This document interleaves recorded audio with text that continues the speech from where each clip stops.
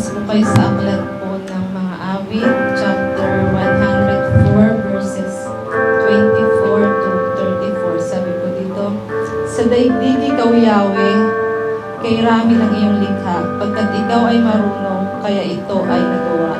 Sa dami ng nilikha mo'y nakalatan itong lupa, nariyan ang mga lawat, malawak na karagatan, malalakit maliliit na isda ay di mabilang.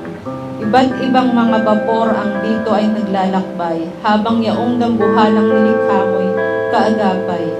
Lahat sila'y umaasa sa iyo, ay nag-aabang, umaasa sa pagkain na kanilang kailangan.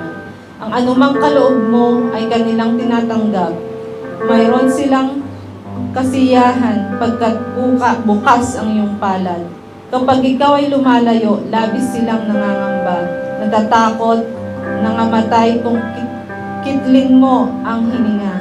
Mauuwi sa alabok pagkat doon mula sila. Taglay mo ang katangiang buhay nila ay ibalik. Bagong buhay ay dulot mo sa nilikha sa daigdig. Sana ang iyong karangal ay manatili kailanman. Sa lahat ng iyong likha, ang madamay kagalakan.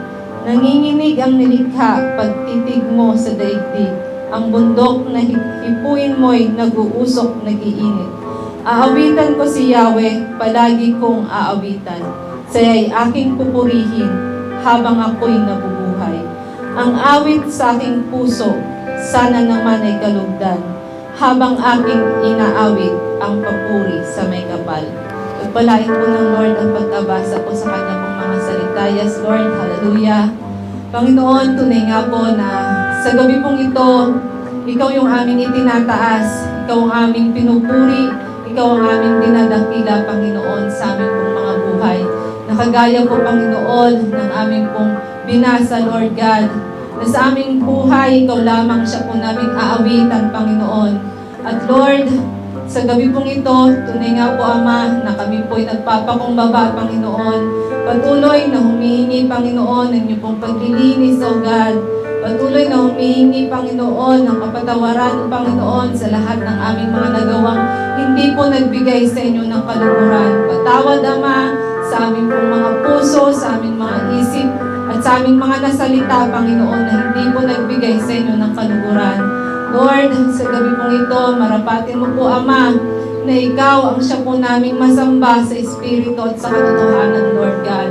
Panginoon, kaunti man po kami sa bilang, Panginoon, hindi po kayo tumitingin, Panginoon, sa bilang bagkus, Lord, sa mga puso, Panginoon, na ganun, Lord, uhaw sa inyo pong mga salita sa mga puso, Panginoon, handang makinig po sa inyo at sa mga puso, Panginoon, na handang mag-alay, Panginoon, ng papuri para lamang sa inyo. Kaya, Lord, sa gabi pong ito, help us, Father God. May your Spirit, Holy Spirit, lead us, Panginoon, as we worship your name, as we lift up your name on high, Panginoon, sa iglesia pong ito. Kaya, Lord, sa gabi pong ito, tunay nga po, Ama, ang iyong pong presensya, siyang malayang dumaloy, Panginoon, mula, Panginoon, sa harapan hanggang sa likuran, Panginoon, ng lugar na ito, Lord. Maranasan po namin, Panginoon, inyong pong pagsama sa aming pong pananambahan sa gabi pong ito. Kaya, Ama, sa inyo po namin itinitiwala ang aming pong gawain at patuloy, Lord, sa lahat ng mga anak mo na gagamitin sa